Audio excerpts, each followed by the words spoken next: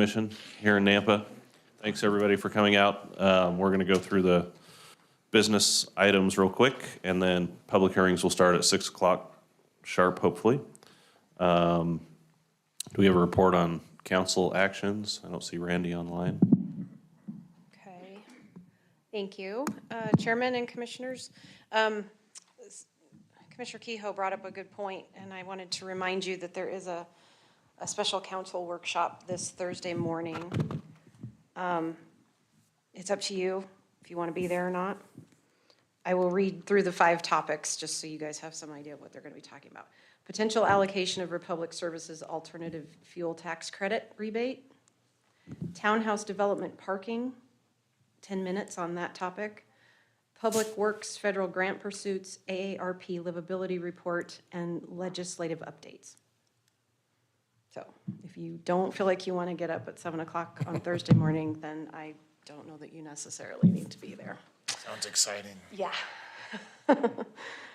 There will be breakfast sandwiches, if that makes a difference. Okay, so February 6th, City Council meeting. They heard the Northwest Village Development public hearing that night. After extensive testimony, they denied both the annexation and the conditional use permit for the multifamily development. It was a split vote. And then after that, they went on to hear about the city's impact area and the comprehensive plan text amendments and the State Highway 16 specific area plan and the Highway 2026 specific area plan, and they approved all of that. So, do you have any questions for me? Thank you. Okay, thank you. I will take a motion or discussion on the consent agenda, which only has the minutes. Chairman, I move that we approve the consent agenda. Second.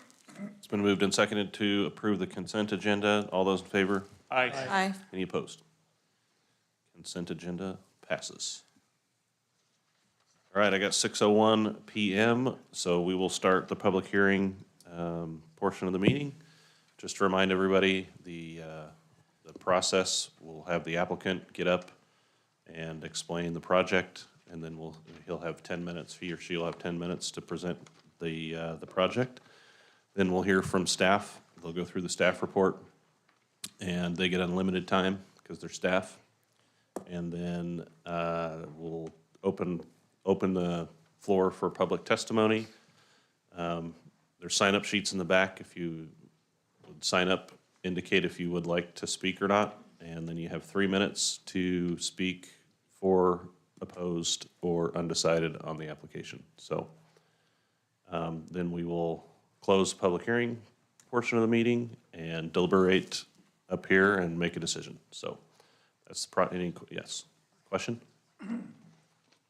Thank you, Chairman. Questions from the floor, will they be taking just a general question after the presentation? No. You have everybody has 3 minutes to speak. You get 1 chance to speak. So if you have questions, ask them all, or ask the person that speaks after you. Okay? All right, we'll go ahead and get started on public hearing number 1, annexation and zoning to RD and potential development agreement for 0, and 1121 South Side Boulevard. For Centurion Engineers, representing Francis Pierce. Is the applicant here? He is. Okay. All right. And make sure when you come up to the mic, state your name and address for the record as we are recording the meeting. Thank you. It's Tom Mail, 885 West Rush Road, Eagle. Mr. Chairman, members of the council, as indicated, my name is Tom Mail, and your packet may have a narrative that I submitted, and that was dated February 14th. Excuse me, no, it was dated before that. But I'm a contract owner of the vast majority of the proposed annexation, contract purchaser of 2.73 acres. The current owner, Francis Pierce, is behind me, and he's going to retain the front portion of the annexed property to be done by a lot split later down the road. We own property to the south, 2.73 acres to the south of this current proposed annexation. If successfully annexed, it is our proposal that will combine the two parcels for about 5.5 acres. It is the intent to do townhouses on that property. So that's the direction on what we would like to do, and I've read through the staff report, and it seems as though staff is in agreement with the proposed annexation. So we'll stand on that report. Is there anything you have questions on? Any questions this time? Okay, nope. Thank We you. may have some later, but we'll let staff go now. Thank you. Thank you. Christie, Thank you, Chairman and Commissioners. Christy Watkins, Principal Planner for the City of Nampa. The request before you this evening is for recommendation of approval for annexation and zoning to RD for the 3 parcels located at 00 and 1121 Southside Boulevard, owned by Francis Pierce. This property is currently enclaved and under the Canyon County jurisdiction. It is in the medium-density residential designation on the future land use map. To the north is Canyon County enclaved undeveloped property. To the south is an Eagle Claw subdivision that's zoned RS6. To the east is the Autumn Leaf Senior Living Apartments, which is zoned RML. To the west is the Eagle Claw subdivision, which is zoned RS6. The city's water and sewer systems have adequate capacity to serve this property. So as far as the findings go, we have to look at the criteria for annexation and the criteria for zoning in this case. So the property shall prove to be contiguous to the city limits, which it is. The property is enclaved and is contiguous on the south and west sides where it adjoins the RS6 and RML zoned properties that are already annexed. The proposed RD zoning is consistent with the comprehensive plan future land use map designation of medium density residential, therefore would not create a spot zone. The proposed RD zoning district currently exists on the adjacent undeveloped property to the south. The property is enclaved and therefore is considered to be infill due to the fact that it is surrounded by city limits and available for city utilities and other city services. The goals of the comprehensive plan are to encourage development in areas where they can make efficient use of those existing services. This helps to decrease sprawl to the outer edges of the city limits where services do not yet exist. It is considered to be reasonably compatible because future development will need to meet the requirements that are in place in Nampa City Code. It is also reasonably assumed to be available for orderly development because city services and utilities are available. There is a single-family subdivision to the south and west and a senior living fourplex development to the east. To be able to adjust the lot lines on the property appropriately, the property needs to be annexed into the city to comply with the permitted lot sizes, therefore also ensuring the orderly development of the city. Future development will need to meet city code, therefore ensuring orderly development of the city. These are all the criteria for annexation. City codes are written to protect the public interest for providing guidance for development. Therefore, this project is presumed to be in the public interest because it will need to meet all the applicable codes for the RD zoning development. Upon annexation, this property will dedicate right-of-way along Southside Boulevard and will provide a 10-foot side path along Southside Boulevard. It is considered to be within the public interest to use these infill properties to take advantage of the utilities and the services and to install those access points. So he kind of talked a little bit about how these parcels will lay out. Parcel A, B, and C, which I hope you can see up there, are the parcels that are being requested to be annexed and zoned RD. Parcels A and C, which will ultimately be the ones on the front, will be adjusted parcel lines and will be retained by Francis Pierce. Parcel B, which will be the larger piece towards the rear of the section that we're looking at now, is the one that is being proposed for future development with the property to the south. The properties need to be annexed so that that lot line adjustment can be completed. It is recommended, in the pre-app meeting, it was recommended by city staff that the applicant pursue annexation and zoning of these properties prior to expending the money and resources on a development layout when only a small portion of the property currently sits inside the city limits, and a lot line adjustment would be required to create the parcels that would ultimately be for sale. No layout has been presented for discussion at this time. Future preliminary plat submittals will require, or will determine whether or not a traffic impact study will be required or not.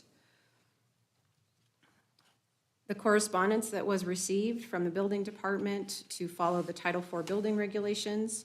We did receive a comment from Canyon County Development Services saying that they have no concerns on this property because it is enclaved. The fire department stated that they are 2.1 miles from fire station number 4 with a 6-minute response time and will require a turnaround area for emergency vehicles inside the new development.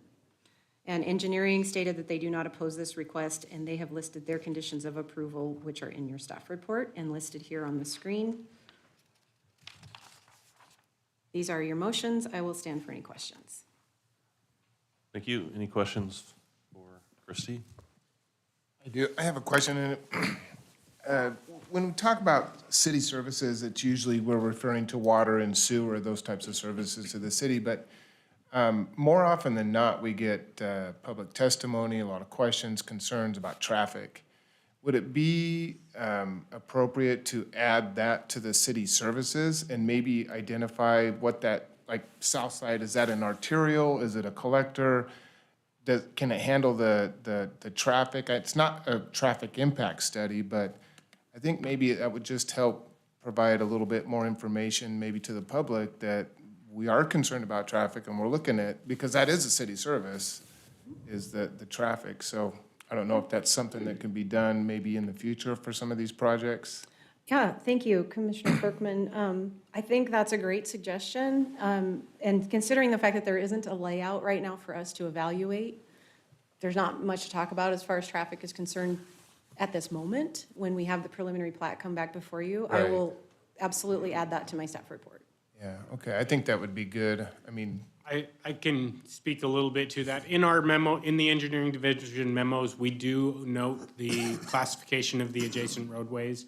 In this case, Southside is a collector roadway, and a number of years ago, the city did a project and developed through there where it has an existing 3-lane section through this, if I'm remembering correctly. Let me pull it up right now, but. yeah, there is a turn lane. And too. so relative to the size of the project there, I would not anticipate that what they would be proposing would put an undue burden on the existing roadway network there at Southside. Though a traffic impact study, if required, would show any mitigations in a future hearing when a plat came forward. Thank you. Any other questions? Staff? Yeah, just to make sure I understand, at the end of the day, is there gonna be 2 parcels or 3? Commissioner Morgan, there are currently 3 parcels, and there will be 3 different parcels. So they're just going to move the lot lines around to create 3 different shaped parcels. And one of them is gonna be owned by Mr. 2 of them Pierce. will be retained. The 2 front ones on Southside Boulevard will be retained by Francis Pierce. Okay, And the 3rd larger one to the back will be sold to the property owners to the south. and that's where the multifamily, Development will be proposed. and we don't have any idea how many units are gonna be there yet? Not yet. Our codes are, in flux at the moment. They will be changing, hopefully being adopted on March 20th. And at that point, then we will have a standard set of design guidelines for them to design to. So we'll still have a couple of single-family homes there along South Side. with Correct. Driveways going right onto South Side, and then some kind of road going back to townhomes, Correct, a certain number of townhomes. correct.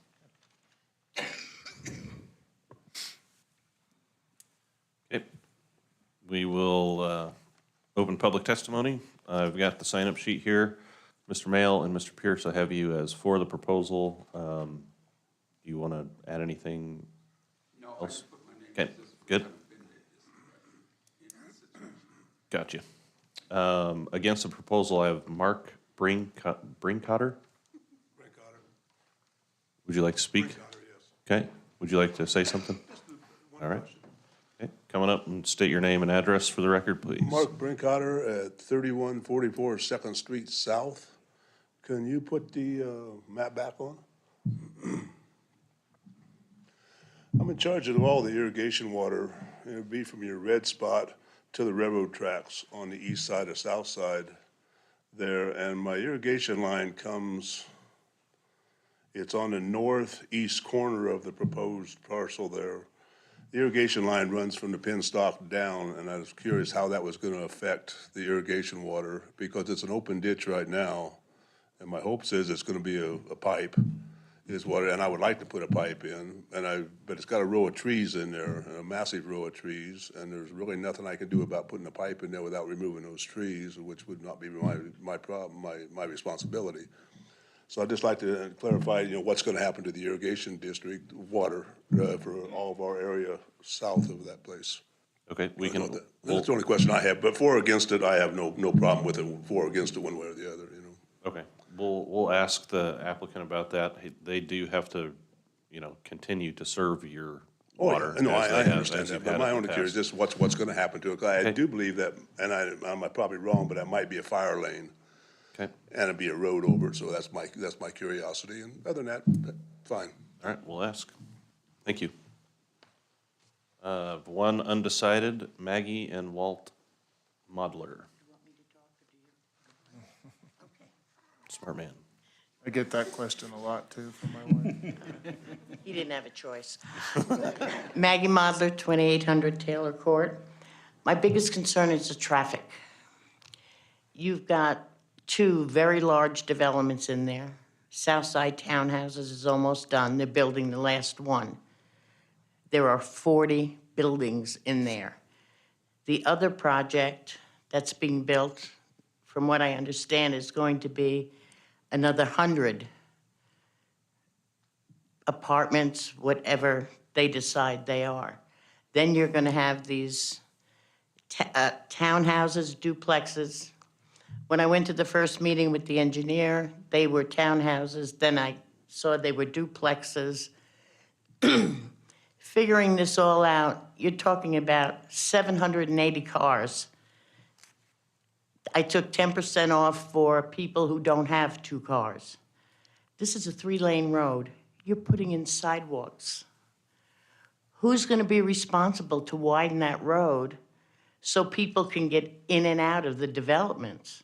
As it is now, it's a little testy in the morning, the afternoon, and the evening when people come home. When these places are full, it's going to be impossible to get out of. I live in the Eagle Claw subdivision. We have one way in, one way out.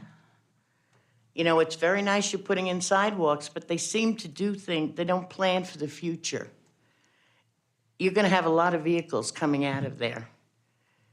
So that's something I think that they need to think about. Thank you. That's all I have signed up. Is there anybody in attendance that would like to speak for, against, or undecided regarding this proposal? Okay. Mr. Mel, you want to come back up and? Yes, thank you. And all very good points that have been raised here this evening.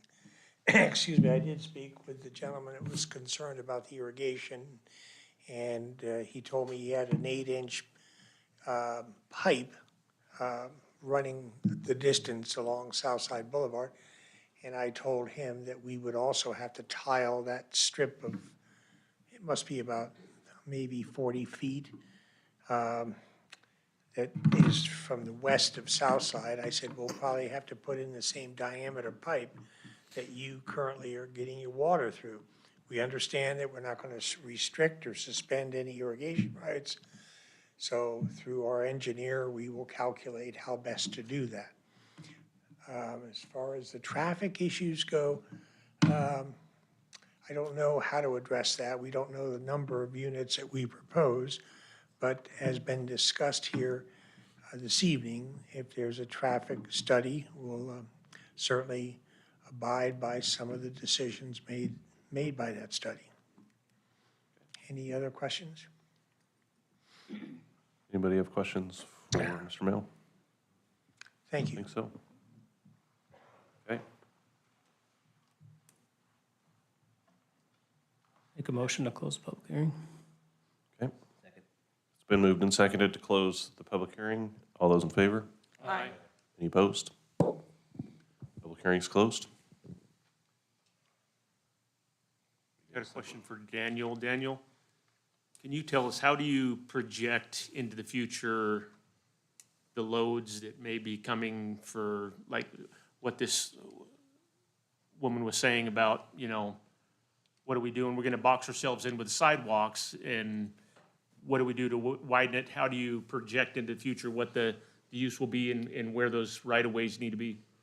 So when we do our transportation master plans, we work with the Community Planning Association of Southwest Idaho, Compass, who is the regional transportation metropolitan authority, whatever, I don't remember exactly what their designation is, but they're the ones that have the transportation models for the valley, and we work with them on the growth projections to identify what those needs and traffic volumes will be out into the future as we grow.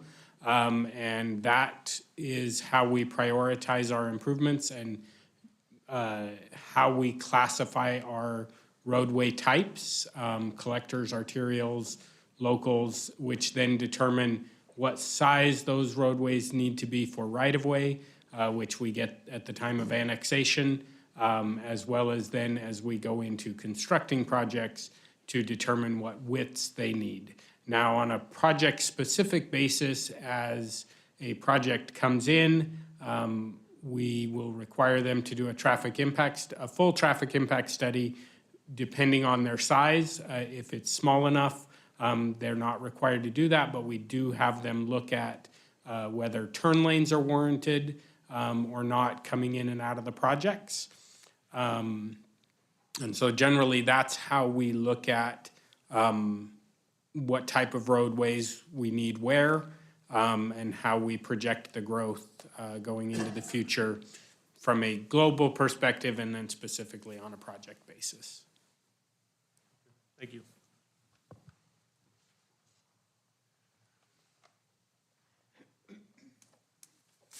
I drive this road all the time in the morning, and I gotta get out before the buses hit the road, or otherwise you will be stuck on Southside going north. Unfortunately, we just don't know what that project is gonna look like now, how many are gonna be there, and so it's tough to make that when you don't have that crystal ball. So this particular motion is simply the annexation and zoning, and then in the future, we'll address whatever comes in the future at that time. But I like the project, I like the infill. I've always wondered what was gonna happen to those properties there on South Side. Big old question every time I drive by them, but I'm in favor of this because of the infill project, infill and annexation. Christie, as it stands now, how many units can they put in there? Do you know? I don't know, because I don't have the final configuration of that lot, so I don't know what the acreage will ultimately be. And we'll base it on the gross acreage for the final boundary of the preliminary plat. You have a ballpark? It can't be over 8 units an acre. That's 2.5, some, Okay, so 20 units, plus or minus. Maybe. They have to, have open space. Right, They have to I have know that. access aisles and all of that. I'm saying it for the record, but, you guys will hear the preliminary plat again in the future, so this same opportunity will be available when that comes before you. I guess I'm worried about approving it now and then coming back with 40 or so units and saying, whoa, we never wanted this, and then they're kind of stuck because. So in a medium-density residential designation in the comp plan, they are allowed to do the RD zoning. But based on the comp plan changes that were adopted on February 6th, we can no longer allow 3 and 4 plexes in an MDR designation. So with that RD zoning, the highest configuration they could have would be a 2-unit townhouse. So as long as we're okay with that maximum, we could approve it, I guess is what I'm saying. I don't live anywhere near there, but I feel like infill projects should be a priority of ours, and duplexes are more in need right now than single-family homes, but unfortunately, there's always a traffic issue. But since we don't know that now, I would be in favor of this based on the information we have at this time. And they are annexing, they're zoning into the same zone that they're surrounded by, right? So they're not proposing changing to a higher density. Right. They're just going with what's already there. And that's all we're called upon to ask, answer at this time is zoning and annexation. So I think it's a good fit, obviously.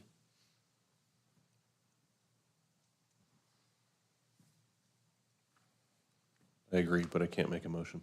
Okay. We're waiting for you to say something, Chairman. With that, I'll make a motion then. I move to recommend approval of the annexation and zoning to RD zoning district 00 and 1121 Southside Boulevard for Centurion Engineers, representing Francis Pierce, with all conditions listed in the staff report, and to adopt the proposed findings of approval as stated in the staff report. Second. It's been moved and seconded to recommend approval of the annexation and zoning to RD. All those in favor? Aye. Any opposed? Okay, motion carries, so it'll go to city council. All right, public hearing number 2 is a comprehensive plan map amendment from commercial to industrial, zoning map amendment from BC to IL, and potential development agreement for 1508 and 1510 West Carter Road. For Tyler DeLay, representing Doris Young. Is the applicant here? I'm here instead. Okay, come on up. Just tell us who you are and what you want to do. And we need your address as well. Yeah, my name is Bryce DeLay. Address is 1003 5th Street South. I'm in place of Tyler today. He did the legwork on this, but he's under the weather, so he wrote up this little bit, so I just thought I'd read it to you guys. Basically, in June of 1981, my grandfather, a longtime farmer in Nampa, purchased 3 lots on West Karcher Road with the aim to make a headquarters for his new drilling business. It was called CNL Drilling. When he had enough of that, he pivoted towards heavy equipment mechanics and erected a new sign on West Karcher advertising Young's Equipment Sales. Most don't know that it's there, especially since the Karcher bypass interchange had altered the flow of traffic and dead-ended the street. But despite that, despite fewer passerbys and less traffic, Young's Equipment still serves the community. Nowadays, it's not a lack of business that threatens Young's success, it's security. With a growing need to store inventory inside the existing fence line, Young's is in need of extending our existing chain link fence beyond one of the parcels, which is 1502. We'd like to extend the fence line into 1508 and 1510, which those are the southern parcels that are closer to Karcher. The problem we're having is that those 2 parcels, the southern parcels, are zoned as BC commercial, and the parcel that's already fenced is industrial. We're hoping to basically to rezone those BC commercial parcels to industrial so that we can install the fence that matches the pre-existing fence. There are regulations on BC commercial. They want you to have basically more expensive fencing for aesthetic purposes. And well, we believe that that area has been industrial pretty much for 40+ years. That's how long my family's owned that. And our neighbors all have chain link. You know, it makes sense if this was on the boulevard to be zoned as BC commercial, but it's not. It's like tucked away in the back, it's hidden. And so we're just trying to, we're hoping to make a case that we can rezone these 2 parcels that are closer to Karcher so that we can extend the fence line to protect the assets of our clients who are renting space from us. There's been a number of thefts there in the past. We've installed like better security systems, better cameras, but it's just important to the people who rent those spaces that it's fenced in and their assets are protected. So that's pretty much the justification behind the rezoning. We just want to be able to match the fence that's pre-existing, extend it out to provide the clients more space to park things. The area that we're proposing to rezone, it's basically a turnaround for semis at this point. If you look at the maps, you'll see that there's a bunch of reefer trucks parked there, and if you can see those, it's basically a lot where equipment is parked. So, and then what it used to be is and what it still is today, my dad manages the place. It's, they build dump trucks for farmers and landscapers and things like that. So it kind of looks like, there's bits and pieces here and there, but it's because, he buys used equipment, he fabricates, paints, refurbishes it and sells it. So, but yeah, basically there's the fenced in area, and then we would like to just extend that out more. So that's pretty much the justification to it in a nutshell. Quick question for you. Current fence is how high? It's, I want to say it's about 7 feet tall, 8 feet tall. So the proposed fence would be the same height? Okay. Yeah.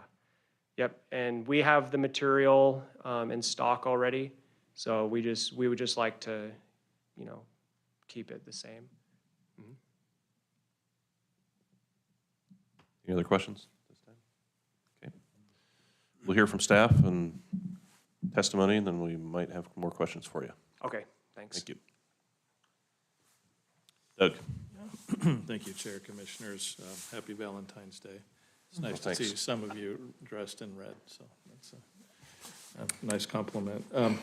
So in terms of the current jurisdiction and status, this is all obviously within the city of Nampa. It's currently zoned BC, and it's sitting in a commercial land use designation on the comprehensive plan. It's surrounded by industrial to the north and then commercial to the south and to the east. And the future land use designations has this surrounded by light industrial for the most part, except for the southern and a little bit to the west. So as we were looking at an aerial view, the current equipment sales lot is, if you can follow my cursor a little bit, is this area right here that's fenced in. That's actually owned by a different party. Oh, sorry. This piece right here. I got a little ahead of myself here. Is this location here. These 2 parcels are to the south in this area. And the fencing then would extend along this property line, along the face, and then over along this access over in this area. The light industrial code requires that outdoor storage, if it's not paved, that the fencing be opaque, and so it would have to have slats in it if it were chain link. That would be a requirement, as viewed from the right of way. This is a site view into the site from West Karcher Road looking northward. You can see that it's already in use, largely industrial uses. This is a little bit further to the east looking into the site. And then this is looking down from the Karcher bypass into this is the adjacent property, but the property's over in this area.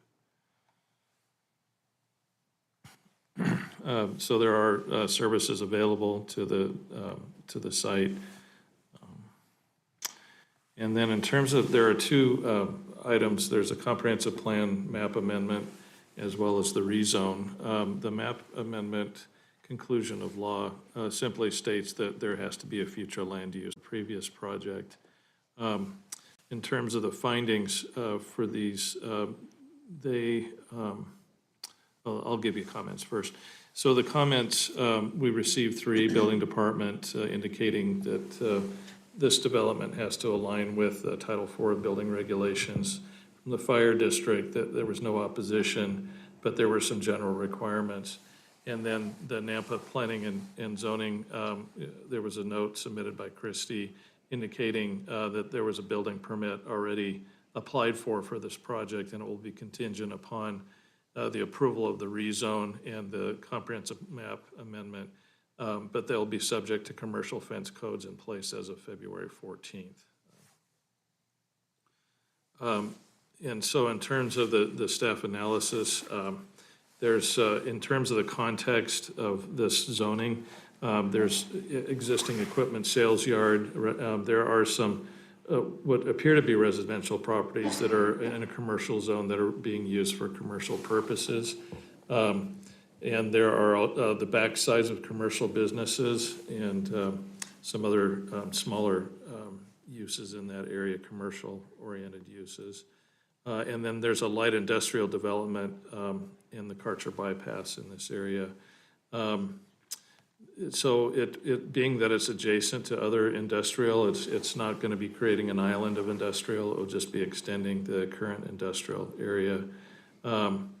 It would be in the public interest in terms of the comprehensive plan to provide additional industrial opportunities within the confines of the area of impact. And it does not meet the threshold to require a traffic impact study for this particular action. The conditions of approval are stated in your staff report as well as the findings.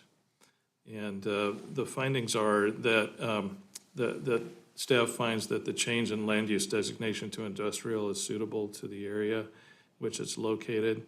In terms of the rezone, staff finds that it will be consistent with the comprehensive future land use map if amended to industrial. And that staff also finds that the existing uses are industrial uses and compatible with adjacent land uses. That the proposed map amendment would establish an area of zoning that's compatible with adjoining land uses. And that the proposed amendment is in the interest of the public and reasonably necessary. So with that, there is the motion here before you. I have 2 slides, one with the approval, and then if you decide to deny, the denial slide as well, and I'd be glad to take any questions. Thanks, Doug. Any questions?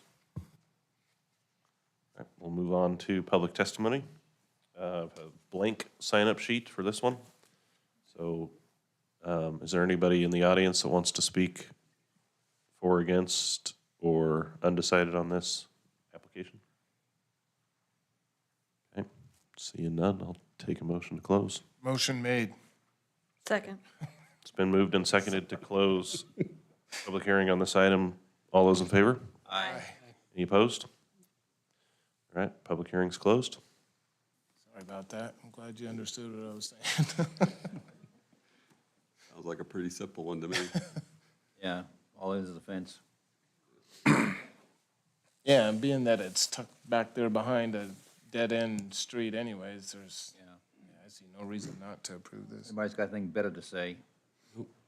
Move to recommend approval of the comprehensive plan map amendment from commercial to industrial.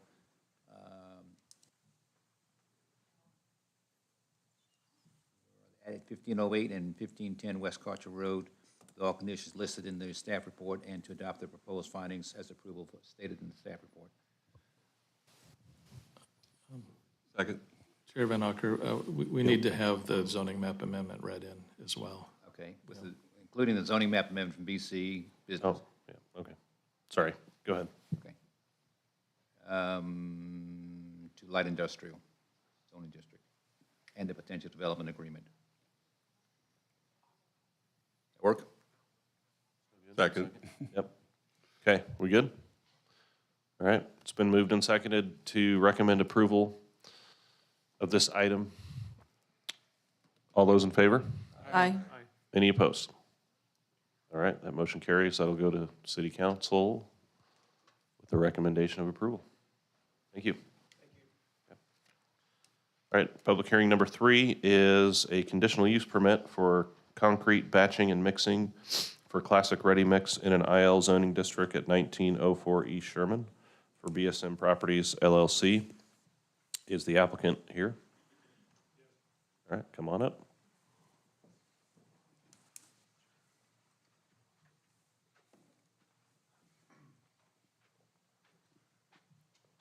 My name is Jeff Lukengay. I reside at 2969 South Skyview Drive in Nampa here. I'm actually the manager of Classic Ready Mix, and we're just wanting to get approval to batch little mixer trailers, is the best way to describe them. They hold a few yards of concrete, they have little motors on the front, and we're just needing approval to do that process. Okay.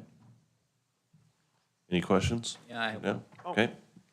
Do you currently use big trucks to No, haul we around? can't, we don't batch, that'll never happen at this it's a small little place. It is.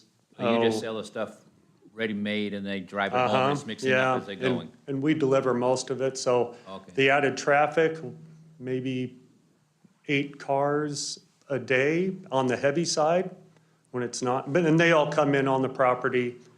Nobody's parking, nothing Right. like that. The noise is Okay, all right. pretty minimal. Thank you. Thanks. Anybody else? Staff report, Parker. Thank you, Chairman and Commission members. The action request is approval or denial of a CUP for concrete batching. The surrounding land uses to north is IL, that's Alpine Storage, self-storage. To the south is Brown Bus Company. To the east are some industrial uses and single-family homes, and then to the west are single-family homes. There's a house on the property. That existing house was issued a rebuild letter in 2014, so if it ever gets destroyed, it's allowed to be rebuilt in this IL zone.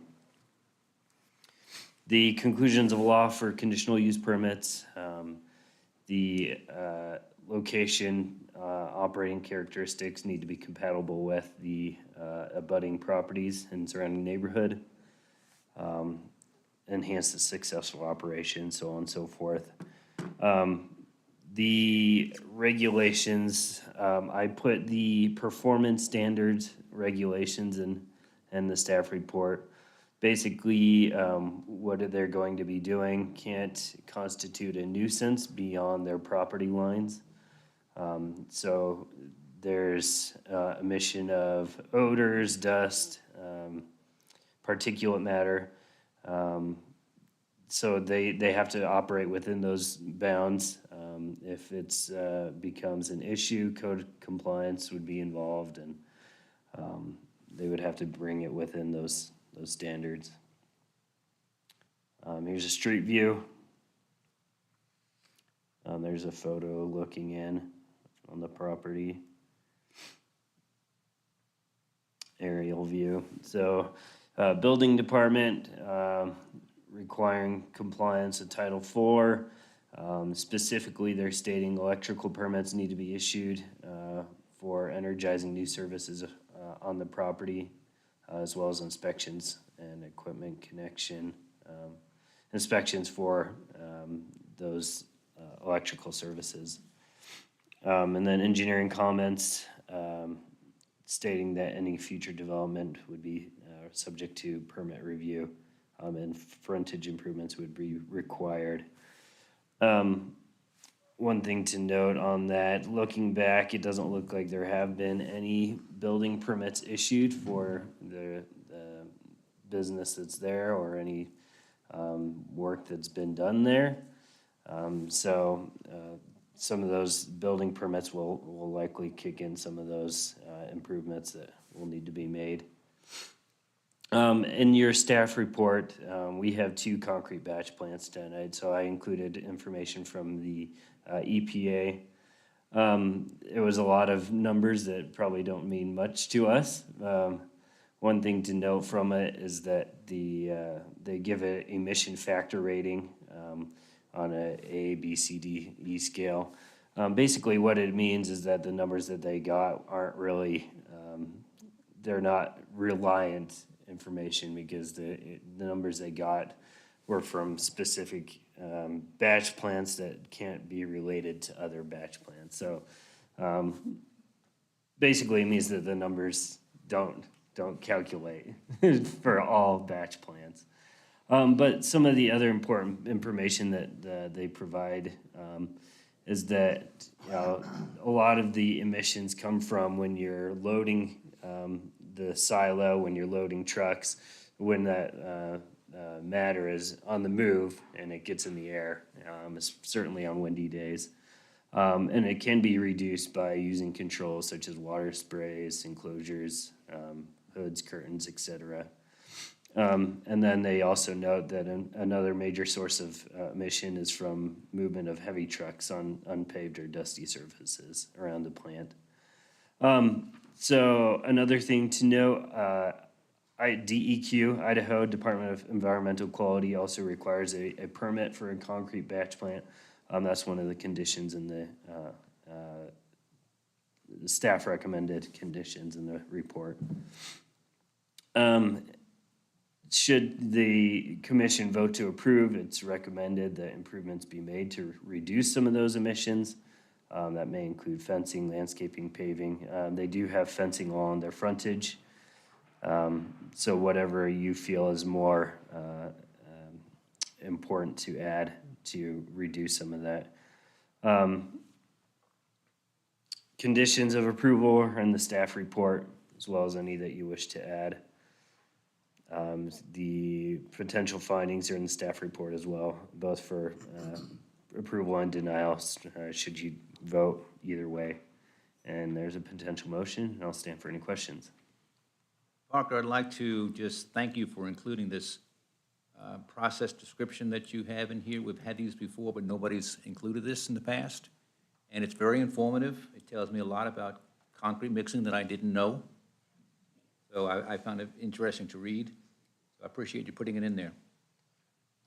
Yeah, we don't see a lot of concrete batch plants, so. No, but you know, still. when we do, it's we good to have in have the the past, so. information.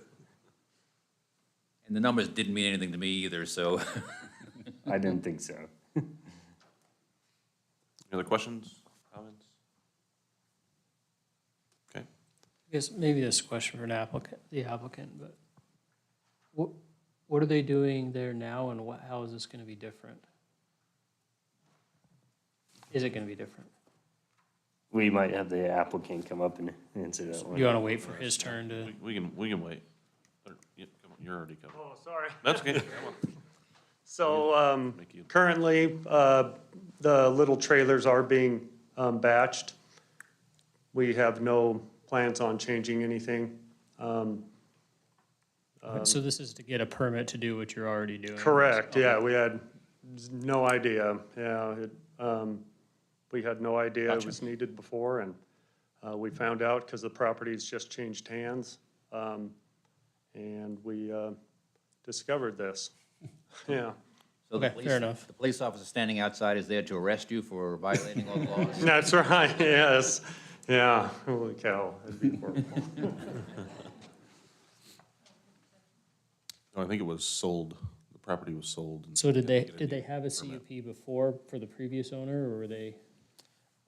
Chairman and Commissioner, there weren't any other, the only thing I could find was the rebuild letter, so there weren't Okay. any other CUPs or. So they were doing this, it's changed hand, and now they're just trying to bring it into compliance? Based on, so I looked at aerial photo for the past 3 years, and it looks like it started sometime within the past 3 years, so it hasn't been there longer than that. It's code enforcement. Oh, we're here tonight? Yeah, but we're with them. We'll go ahead and move on to public testimony. I have another blank sign-up sheet. So is there anybody in attendance that would like to speak for, against, or undecided on this proposal? Okay. Move to close public hearing. Second. Been moved and seconded to close the public hearing. All those in favor? Aye. Any opposed? Public hearing's closed.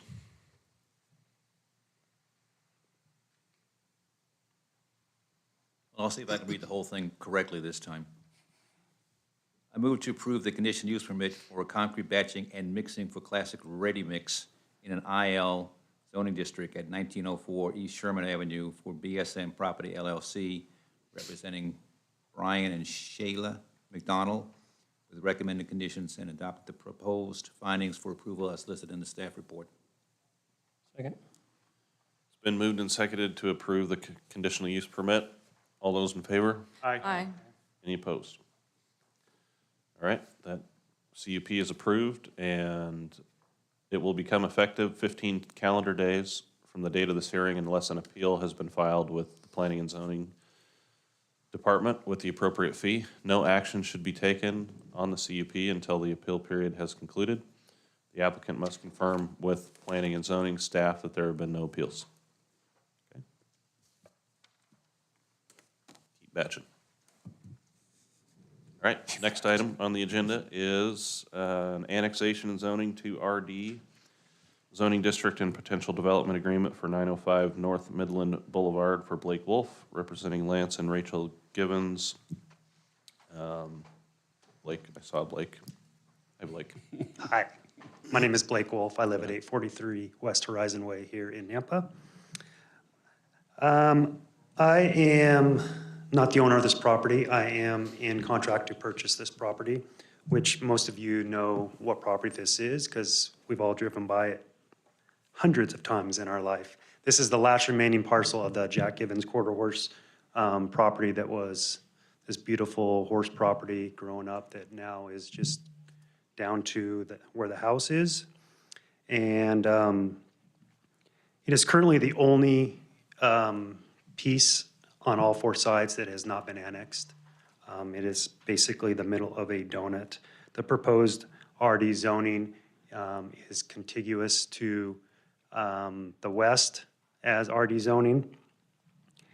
And the RD zoning is also compatible to the comp plan. This area of town is a big mix of housing products and some commercial. As you can see and as you know, there are obviously lots of manufactured homes across the street, some offices to the north, a church to the south, lots of single-family homes.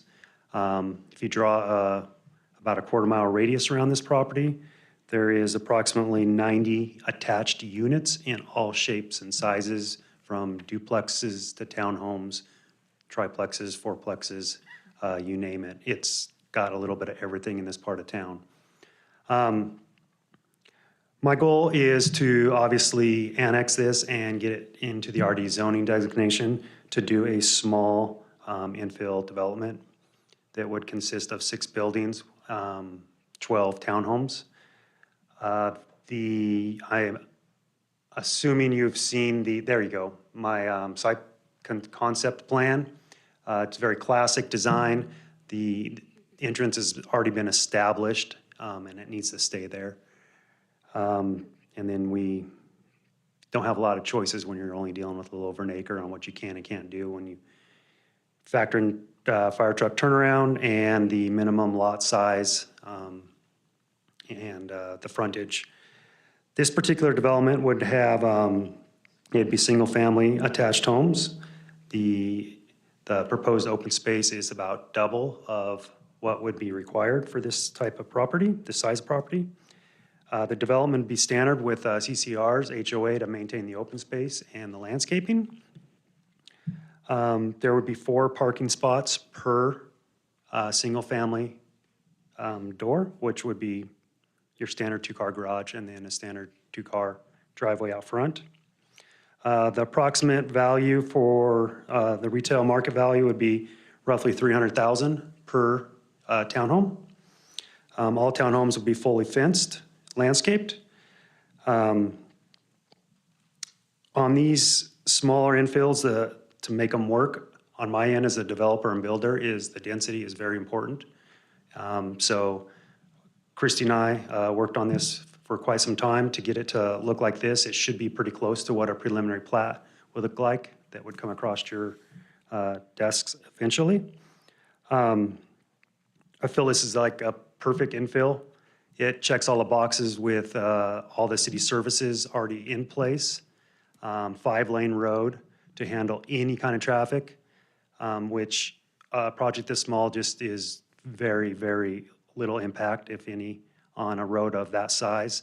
The other key component to these infills is the proximity to services like shopping and churches and restaurants, and the proximity to the boulevard is just a half mile to the north. Real quickly, just want to address my correspondence with the neighbors. I traded emails with the Schmitz next door who developed the ranch, and they had no issues with this layout or density. It was about that simple of an email. The letter that you've received in your staff report from the neighbor directly to the west, she had some concerns. Miss Duncan, she referred to this project as high density, which it is a medium density. And these are not apartments, these are single-family townhomes. This project is proposed at a smaller, or not smaller, but lower density than the one that she is a part of to the west in that particular part of the ranch. She had concerns about the traffic. I spoke on that. And there was a reference about myself not being from here, which I've been here for 48 years. And some concerns about some long-term havoc, which I don't know how to respond to that, because to me, it's taking a property that's not harmonious with or compatible with the current properties now and bringing it into that. The last neighbor I want to address was with the pastor of the church, and he gave me a call, very nice gentleman, I believe his name was Paul. His concern was that this development might bring some people parking in their parking lot, which is a concern. Don't know how to address that, other than providing plenty of parking in my new development, which I've spoke on that with 4 spots per home. And then another concern of his was just the noise, maybe even from the church coming over the fence to the new neighbors, and there being some rub there. And there again, I don't know how to address that concern. That's a maybe. It might happen, or they might join the church, or they might enjoy the noise. I don't know. What kind of noise comes from a church? I maybe meeting in the parking lot before and after, and just being noisy in the parking lot. I don't know, or maybe the music in the church. The event in the church. Anyway, he was very cool about it. I'm just addressing his concerns. More than anything, I believe the property needs to be brought in to match the surrounding properties, and I believe my project and the zoning does that. And I'll stand for questions or wait to hear your questions or concerns. I like how you refer to the garage as parking spaces. I've been able to park in my garage for years. Yeah. Appreciate, you don't have We to, all- you don't have to respond We to all have the that. same comment on that. Everybody has too much crap. You don't have to respond to that. Any questions? All right, we'll hear from staff. We might need you later, Mr. Wolf. Parker? Thank you, Chairman, Commissioners. I'll make this as quick as possible. It's pretty straightforward. This is just annexation and zoning with a potential development agreement. The applicant covered the surrounding zoning. There's businesses and townhouses to the north, townhouses to the west, as well as Gem Mobile Manor and the church. The staff recommendations, this is infill, it's enclave, surrounded by city limits on all sides. The RD zoning district is consistent with the comprehensive plan. regards to the use, single-family attached townhouses are allowed, permitted in the RD zone. The use is adjacent to other multi-unit structures and townhouse, two-unit structures, which are higher density than this one. The property is enclaved, and the comprehensive plan encourages density where, in areas where we can use, make efficient use of our existing services. The orderly development, again, it's infill. City services are already there. There's a school, church, restaurants, convenience stores, all within a half mile. Really isn't much else to cover outside of that. Again, this will be a subdivision that will come forth before you. There's a code requirement that townhouse developments under 2 acres require 5% in open space. I believe this one was 8.5%. We can get into that. We've seen the concept plan there. The engineering comments, there will need to be an additional 5 feet of right-of-way dedication. There is not a requirement for a traffic impact study, as it doesn't reach that threshold. There's a requirement for frontage improvements. I'm not sure what that will require, as there's already sidewalk, but the bike and pled master plan identifies future bike lanes along Midland Boulevard. And there is that corridor is being looked at for improvements, which will happen sometime in the near future, I would believe. The townhouses, the applicant mentioned the townhouses to the west, those have a gross density of 10.64. The concept plan proposed tonight is a gross density of 9.09. The RD zoning district allows net density of 8.71 to 12.44 dwelling units an acre for townhouse developments. This one is 11.01, so we're within that range.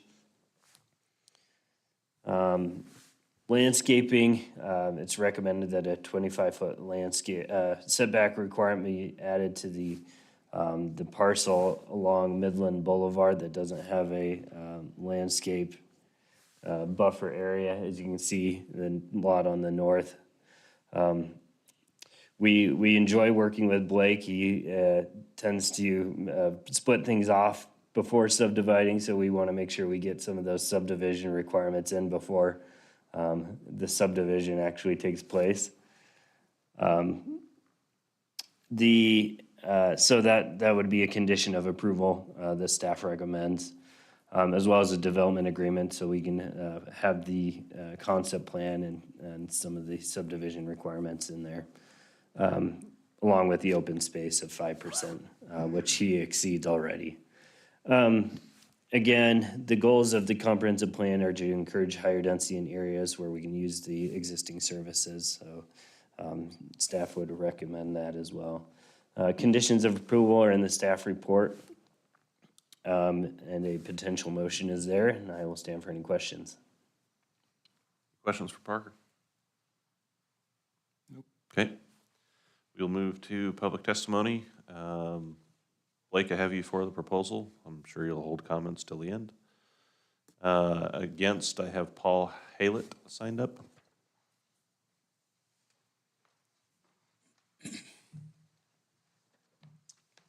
Chairman, ladies and gentlemen of the commission. My name is Paul Haylett. I live at 14501 Nampa, Idaho. I'm a farmer in South Nampa, also the pastor of Grace Tabernacle. And Blake just about made me turn my thoughts because he said I was cool. But anyway, we're not really opposed to this. I have read, I'm familiar with the process. I've read the staff report. The fact that everything checks kind of makes it a given. But I felt, even after my conversation with Blake, to just come and just kind of put to the record our view as a church. We are looking at this, and we don't know what the future holds once Blake builds this and it changes hands.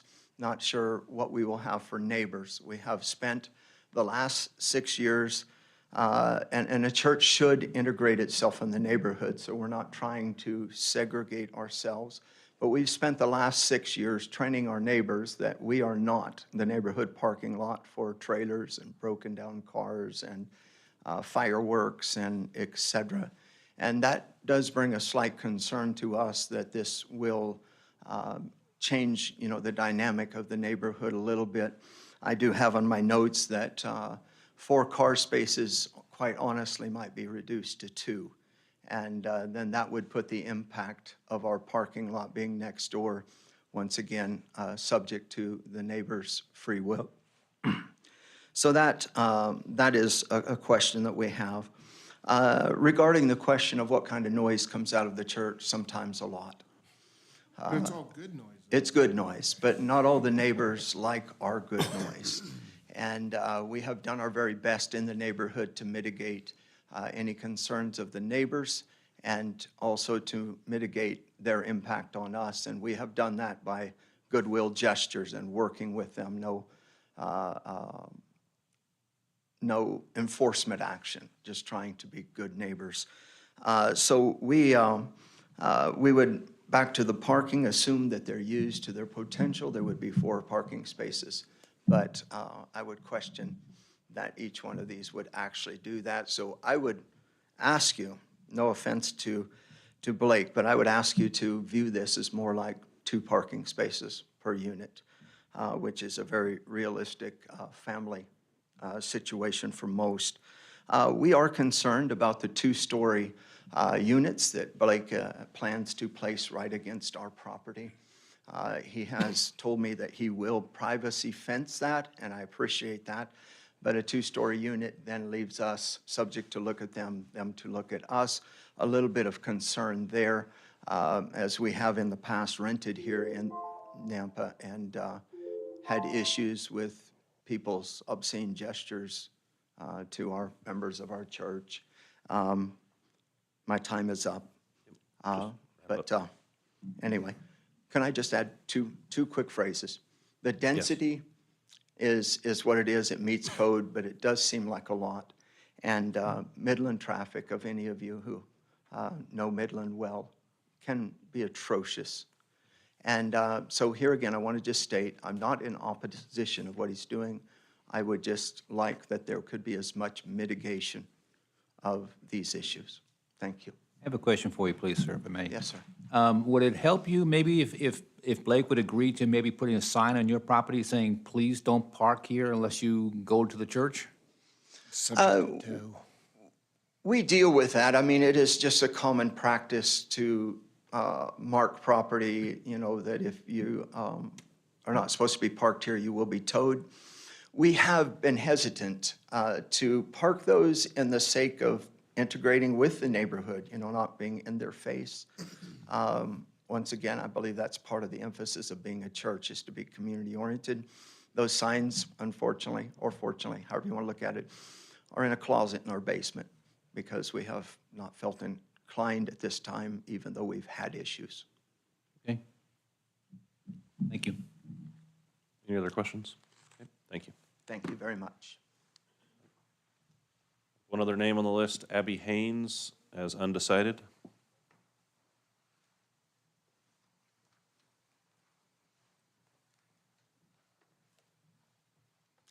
Hello, I'm Abby Haynes. I live at 1108 West Del Court, and I'm the very corner next to that lovely dirt lot that's no longer there.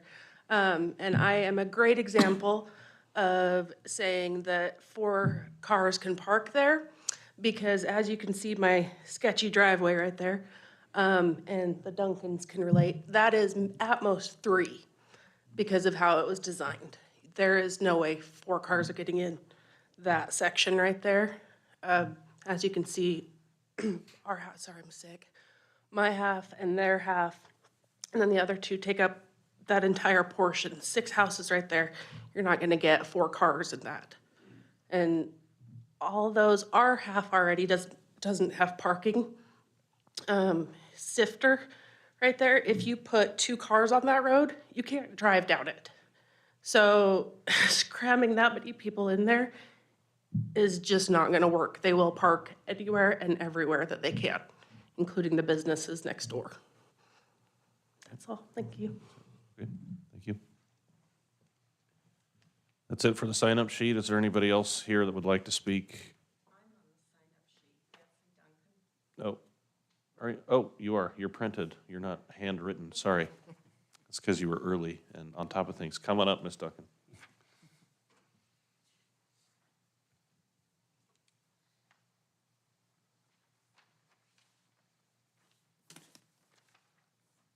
Yes, I called ahead and told them I wanted to speak, so. Sorry about that. I'm Betsy Duncan. I live at 1104 West Dell Court, right next to Abby. So our property is just over the fence from the property that we're talking about here on Midland, 905 Midland, where there currently is one house and has been always for years and years and years. It distresses me to think of what is planned for this property, because to me it sounds like cram as much in there as you can and good luck. So not only would it be a problem for my nice peaceful backyard, it will be a problem, a real problem for the people of Nampa.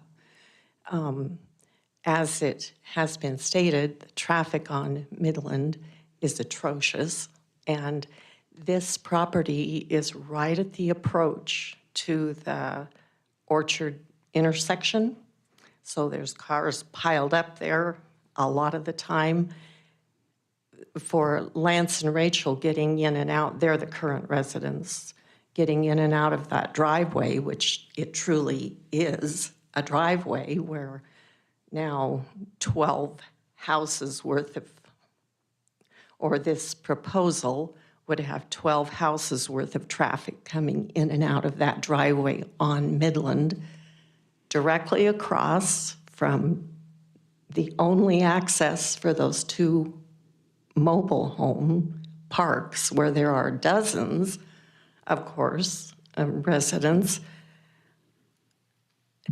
I've looked at the staff reports for this proposal on the computer, and, you know, I appreciate the due diligence of the folks who have done them, and, you know, a requirement check.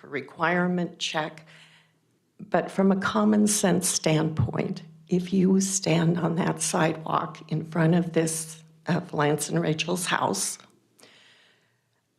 and say, would it be wise to add a knot of congestion here, concentrated congestion here?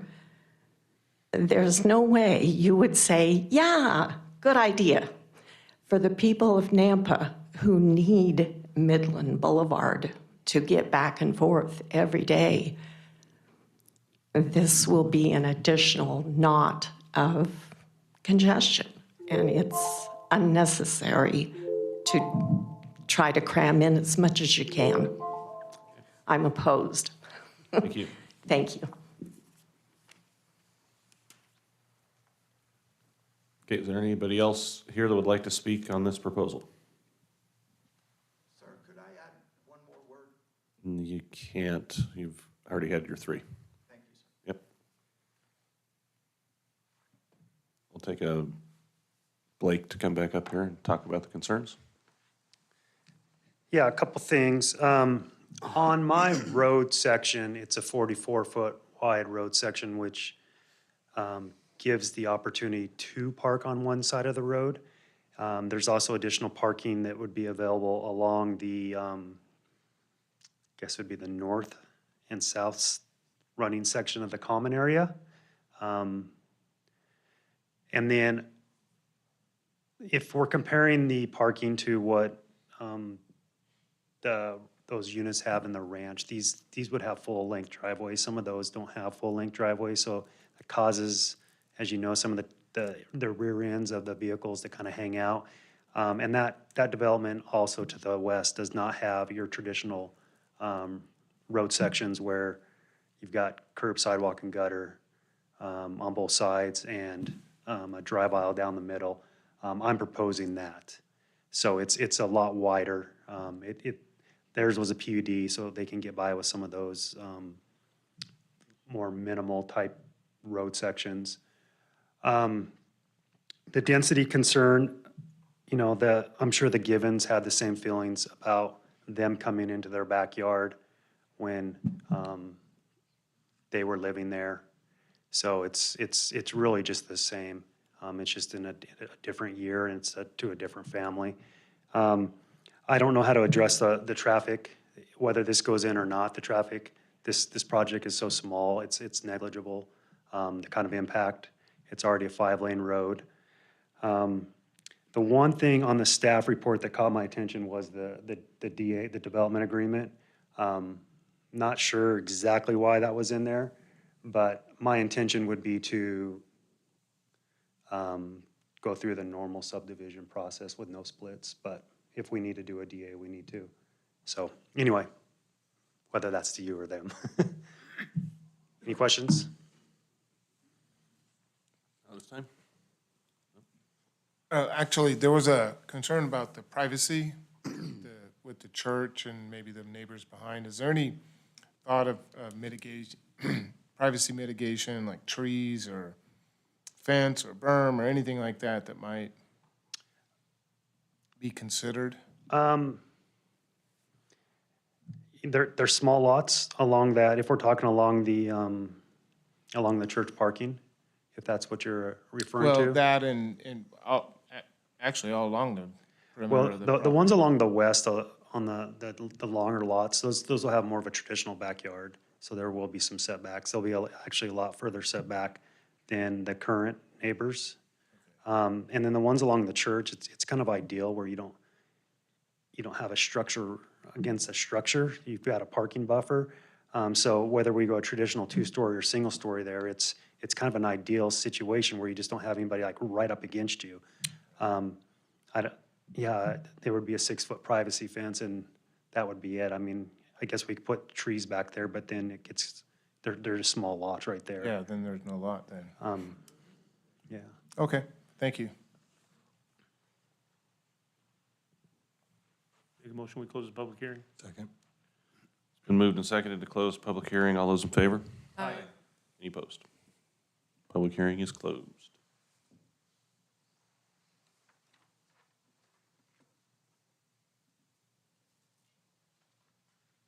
I think it's a good little infill project, and it's matches what's just to the west of it, except for not quite as much density, so, granted, we all have same issues with the traffic on all the roads, doesn't matter if they're 5-lane, 3-lane, or 2-lane, they're all packed, so, I don't see this small development causing that big of an issue on Midland, so I'd be in favor of seeing it done.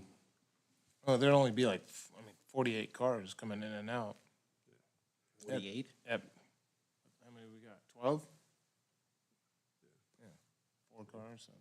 And that's if each of them. Yeah, that's if each of them had the max 4 cars. Yeah. Anyways, I don't see an issue with it. Is there any opportunity to have the access to the property go to the north? Or is that just because it's private property and?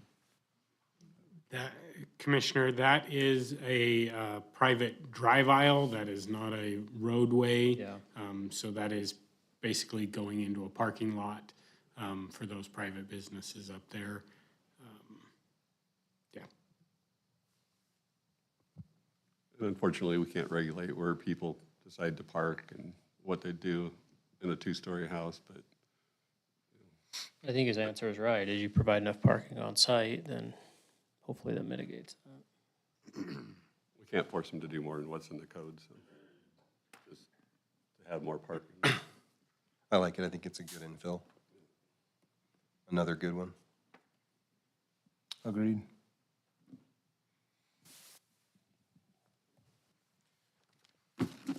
If there's no, I'll make a motion that we recommend approval of the annexation and zoning to RD, two-family residential duplex zoning district for 905 North Midland Boulevard for Blake Wolf, who represents Lance and Rachel Givens, with all conditions listed in the staff report, and to adopt the proposed findings of approval as stated in the staff report.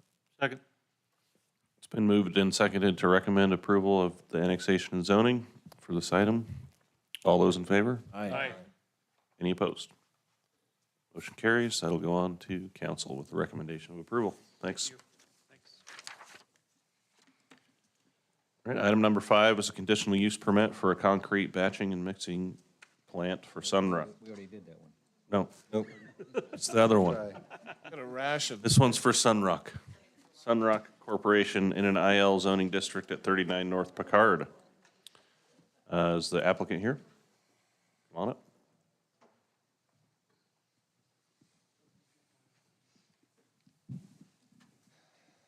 Good evening. My name is Bill King. I live at 851 East, 1400 South in Salem, Utah. I am representing Sunrock Corporation this evening. Just a little quick on Sunrock. So Sunrock Corporation was established in 1938 and came to the Treasure Valley in 2008. We currently supply sand, gravel, asphalt masonry, ready-mix concrete, earthwork, utilities, demolitions, and paving services throughout the community here. We are proposing for a conditional use permit for concrete batching and mixing in a light industrial zone off 39 North Picard Lane, which is about a 8-acre parcel there.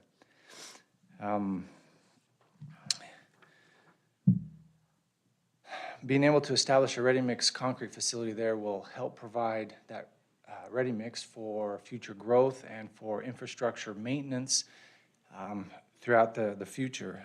Providing a batch plant there will help reduce any transportation costs and will help keep the ready-mix concrete at a more affordable rate for future projects. As part as the establishment of a ready-mix concrete batch plant there, we will adhere to all the state rules that are required for that. For example, the Idaho Department of Air Quality will require us to get an air quality permit, which they qualify as a PTC, or a permit to construct. Under that permit to construct, there are different fugitive dust requirements that we will have to comply with. As far as, you guys spoke a little bit earlier on concrete batching, but this concrete batch plant will have a bag house. So where they load into the mixer trucks, they'll have a bag house with the reverse air, so it'll be able to pull all the particulate matter out of the air. And those bag houses, they filter the dust at a 99.9% efficiency rate. Now, on the tops of the silos, we also have bin vents with filters, which will help filter every time we fill up those silos with concrete powder or fly ash, so that we can make the ready-mix concrete. Now, also part of that permit will require us to get a maintenance, and a fugitive dust control plan, which will require Sunrock to provide daily fugitive dust inspections for the site. Now, this just isn't for the emission control devices on the plant, but also the roads, and the stockpiles to make sure we eliminate and reduce any fugitive dust that could be coming from any of our services that day. I also have been in contact with the municipal airport, where we are near them, and we do have some height restrictions with regards to being close to the airport. Mont, the manager there, I've spoke with him, and I've also worked with JUB engineers who Mont closely works with to verify that all height restrictions and any nuisances are abated. And they have reviewed the plan, and the only question that they had with us was potentially where we were parking our mixer trucks. Now, we are open to, I mean, that's a really easy object to move and park in a different location to make sure that we don't exceed any of those height restrictions within the airport transitional zone. How high are the mixing trucks? Oh, I think they're about 13, 14 feet tall. So not incredibly tall, but depending if we're parking right on the property boundary. Could be tall enough. It could be tall enough, right?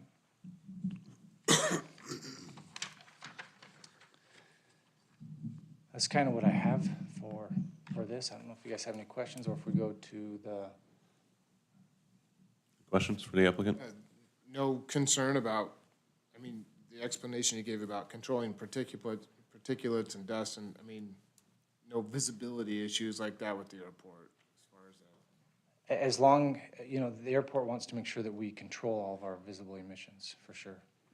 That it doesn't add to any nuisance to any of the incoming planes or aviation as they come in and out. And what you said and have planned is gonna control all that anyways. Yeah, it will 99 control. point- Yeah, so the bag house controls 99.9% of all particulate matter during loading now. And then we have bin vents on the top, and then as far as our roads, we use watering the roads to keep the dust down. We may pave some different areas to help control dust. We will have stockpiles on site, which will be washed aggregates, so it'll reduce, there'll be very minimal dust that could blow off the aggregates. And at the same time, we do water a lot of the aggregates to keep the water content in them high for when we're batching the concrete. So it will be reduce the particulate matter. The silos, those are going to be low enough for the FAA? Because they are usually the highest thing on the site. They are going to be our tallest facility on site, for sure, and where we have designed to place them, that they will meet those height restrictions. That was the one I was worried about. Yep. And then the other question I had, because I was looking at the site plan, is for the nightly washout. I didn't see where you were doing that at. Do you have are you planning on just washing it out into a pit, or do you have a machine to? We'll have it'll be more of a concrete lined pond. Well, not necessarily a pond, but a row where we'll wash out the concrete. You call it a pond, or it's more of a concrete washout design. So it'll be, somewhere on that southern piece is kind of where we have it. Far enough away from the drainages that it won't seep into those. Correct. And as far as this, we'll also have a stormwater pollution prevention plan, which is required. It's a federal requirement, which requires to contain all of our processed water or concrete washout water on site, so it will not leave the site. Is there, I know you're going to water, but are you planning on, you're probably going to have to do some stuff on across Mason Creek. Are you planning on paving the roads out to Victory to help eliminate dust coming out to the traffic, or you just plan on keeping them watered down all day long and dragging dirt out onto the road? As of right now, we're just working with the engineering department with Nava City, and then there's also other tenants that use both of those roads. And so we'll work with them to come up with whatever the best solution possible is. How many trucks are you thinking of having at this place? I imagine we may have 40 trucks there. It's going to be a busy plant, which means there's going to be a lot of aggregate coming in and out of Victory and Happy Valley roads. Potentially, yes. A lot of aggregate trucks. And there's a And lot the of, mixers. And there's a lot of need for it Yeah. in the area, for sure. There is. For clarification, so it looks like the concrete washout right there by the runway, is that what you're talking about, where the concrete will be, where the trucks will wash out into that? Is that a ditch? Is that a? That's one of the drains. So there's a drainage ditch up there, and we'll make sure that, after talking with, this plan was made prior to the airport and the engineers there reviewing it. I imagine that concrete washout, we're gonna move to the south a little bit further, just so we don't have trucks right there, because it may encroach upon that height restriction. But the creek, the Mason Creek that goes through there, we'll make sure that any concrete washout is contained on site and cannot That's drain what I was- into any off-site drainage ditches. So you're not gonna be washing it out on the airport property? No. No. creating maybe another runway, that's what you're gonna. All right. No, thank you for the if we end up clarification. discharging to Mason Creek, you can get in some big Yeah. trouble pretty fast. Appreciate the clarification. Perfect. I don't know why the concrete washout is so important, but apparently it is, because I have a question about it also. If you keep washing these trucks out and you're washing concrete out, doesn't that accumulate on the ground and build up over time where you have to then clean out the washout? That's correct. Yeah, What do you so- do with that then?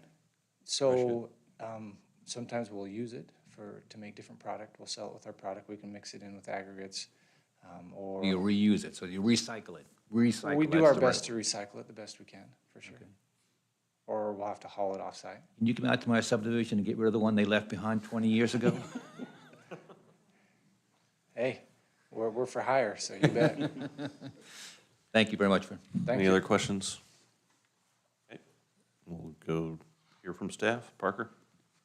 You got both concrete plans. Hey, I'm the concrete expert. Thank you, Chairman and Commissioners. Action requested is approval or denial of a conditional use permit. Obviously, the airport's to the north. There's a precast business to the south, Vision Recycling to the east in the county, and then to the west is just ag land still in the county. In 2019, this was annexed and zoned with conditions, and some of those conditions from annexation haven't been fulfilled yet. They're part of development, so I transferred them over to this conditional use permit. They're still applicable upon development. We've covered the conclusions of law. Essentially needs to be compatible with the neighboring parcels, properties. Also, again, the performance standards, we've gone over this already tonight, so I won't cover it.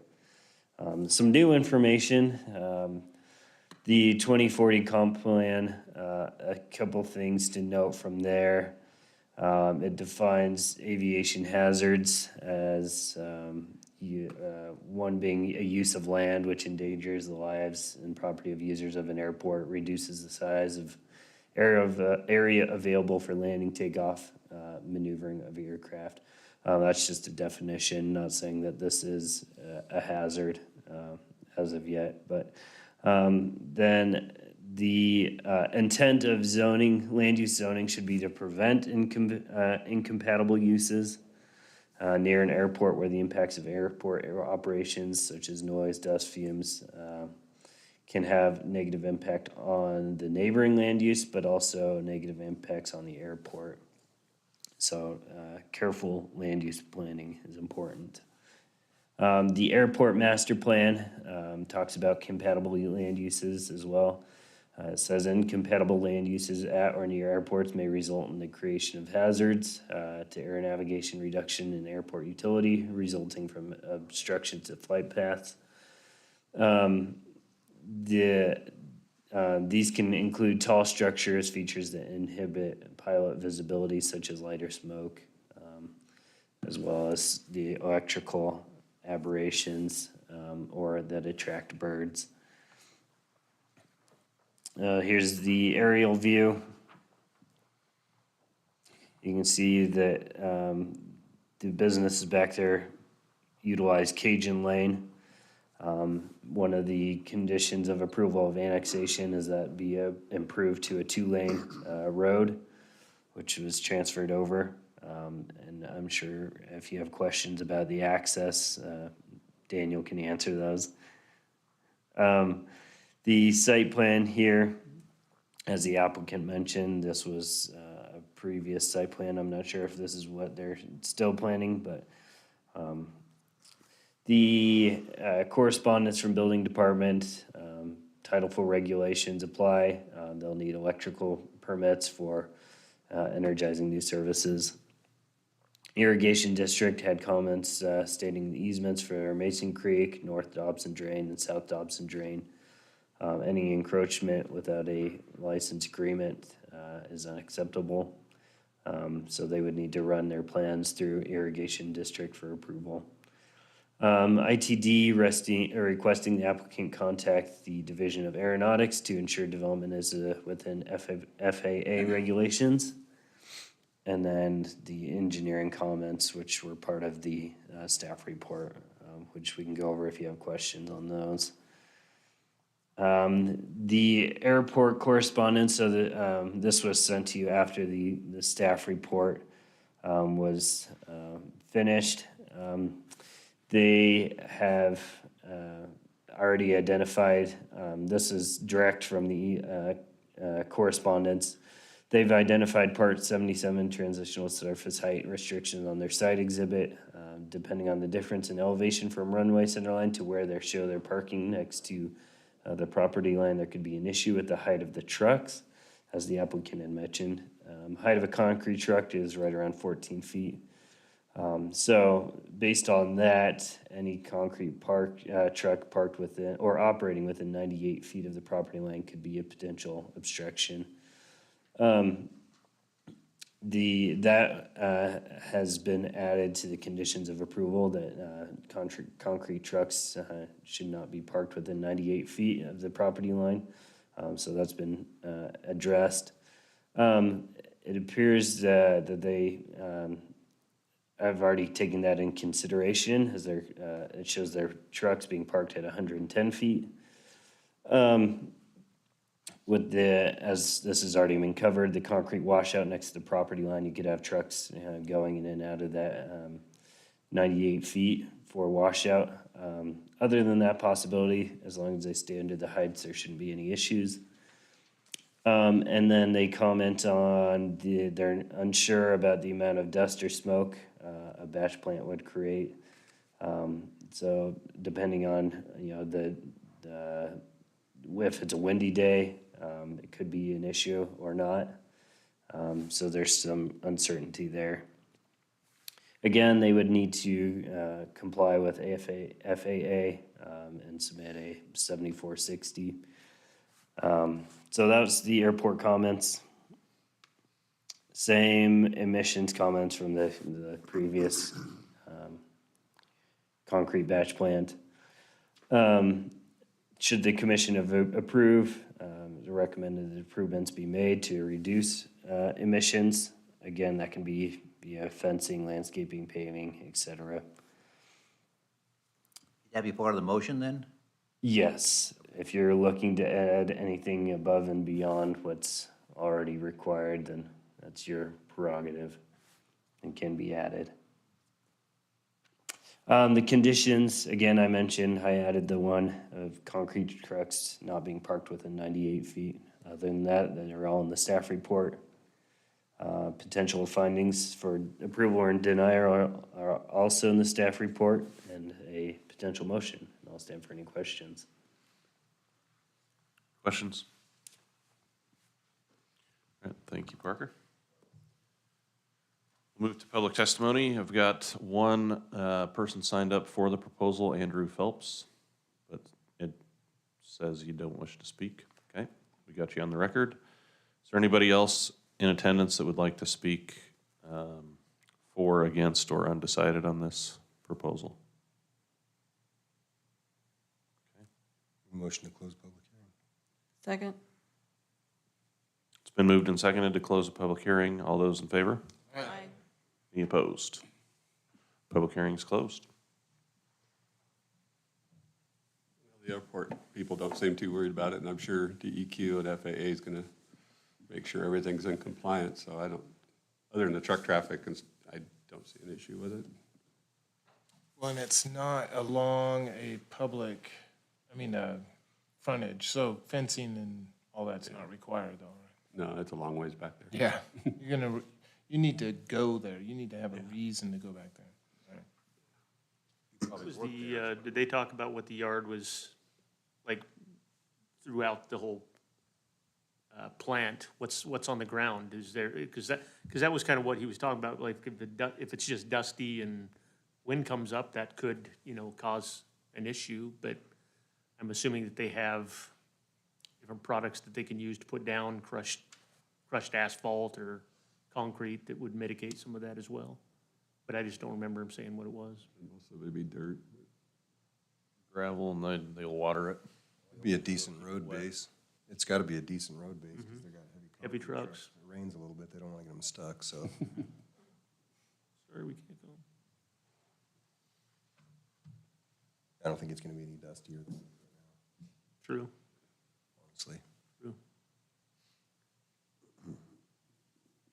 I'm with you, Tom. It seems like, the airport isn't too concerned. They've got some, That slopes down pretty good coming off that airport on that side, so. The silo was the only one I was really worried about, but I'm sure they're not gonna approve it if it sticks up too high, so. Put that motion back up on the.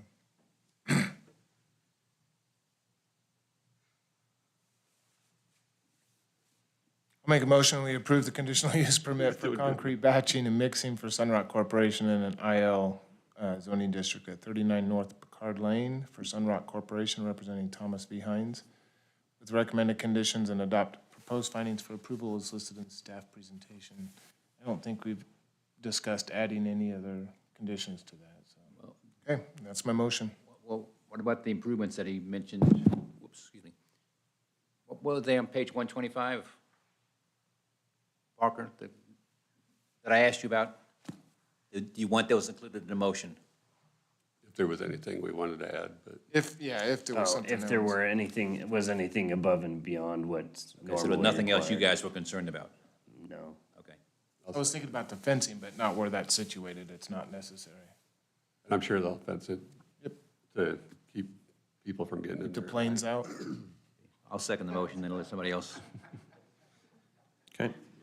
Got a motion and a second to approve the conditional use permit. All those in favor? Aye. Any opposed? All right, that CUP is approved and will become effective 15 calendar days from the date of this hearing unless an appeal has been filed with the Planning and Zoning Department with the appropriate fee. No action should be taken on the CUP until the appeal period is concluded, and the applicant must confirm with Planning and Zoning staff there have been no appeals. Okay, thank you.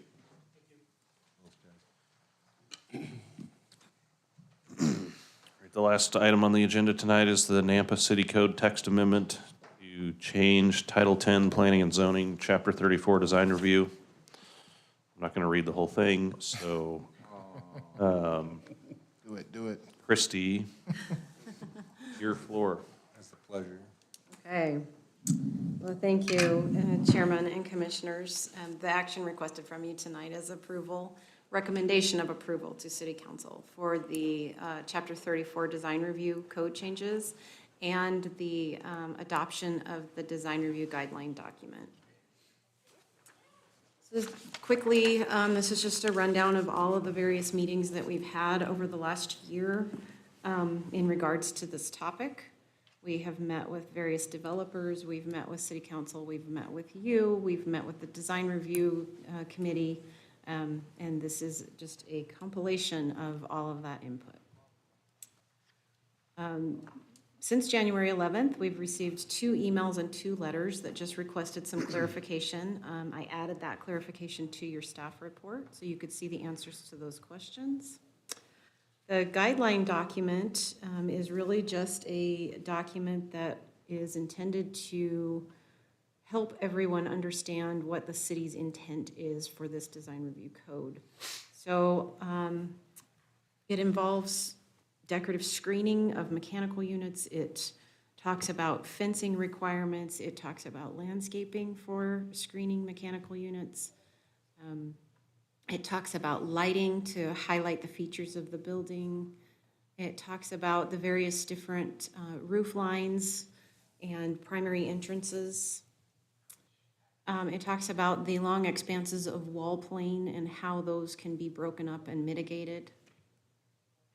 The Chapter 34 actual language changes. We are adding the IP, IL, and IH zones to design review codes.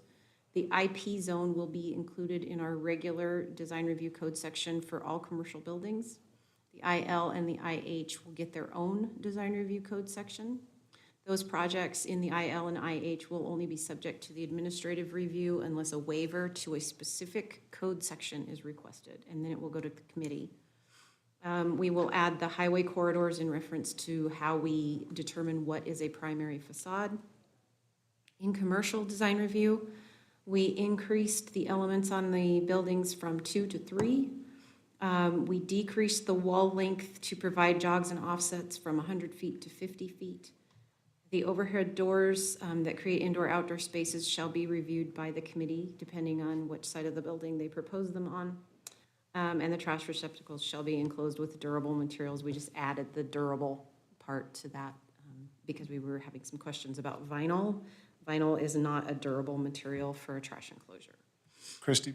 Yes. Sorry, I was gonna say right before you move on, just detailed question, Hawaii, highway corridors? Does that's like state highways, does that also include the freeway that's going in, the State Highway 16? Yes, Okay, yes, it so will it's include- freeway, it's state highway, whether it's surface road, whether it's elevated, okay. Yes. Thank you.